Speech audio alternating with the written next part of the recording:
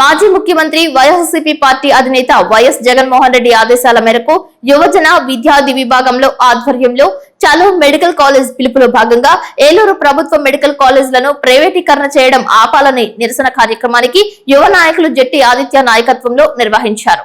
జంగారెడ్డిగూడెం పట్టణ మండలం నుండి యువత ఏలూరు బయలుదేరి వెళ్లారు. ఈ కార్యక్రమంలో జంగారెడ్డిగూడెం పట్టణ అధ్యక్షులు కర్పూరం గౌరయ్ గుప్తా, యువజన నాయకులు ఆదిత్య, జిల్లా యువజన విభాగ కార్యదర్శి మహమ్మద్ ఉమర్ షరీఫ్, పట్టణ యువజన విభాగ అధ్యక్షులు నేకూరి కిషోర్, మండల యువజన విభాగ అధ్యక్షుడు గంజి వినోద్, మండల విద్యార్థి విభాగం అధ్యక్షుడు సండ్ర రాము, 11వ ward councillor Uggam Durga Prasad, town booth కమిటీల కన్వీనర్ కాసర శేషారెడ్డి, యువజన నాయకులు షేక్ రఫీ, కళ్యాణ్ వర్మ, మానుకొండ అశోక్, పట్టణ కార్యదర్శి జమీర్ బేగ్, యాక్టర్ బాషా, గంట శివ, సాబోలు రవి, నీలపాల అనిల్, నల్లమిల్లి సన్ని, వీరంకి మాధవ, కొత్తూరు పెద్ద, ముప్పిడి జగదీష్, సగల్ల యేసుబాబు, అమర్, దిర్సిపాం సోమరాజు, కొండ, సత్తార్, దయా తదితరులు పాల్గొన్నారు. ఏలూరులో మెడికల్ కాలేజ్ చిప్పాడ వెంకన్న, నేట్రు Ganesh, municipal vice chairman Muppidi Veeranjaneyulu మాట్లాడారు. అందరికీ నమస్కారం.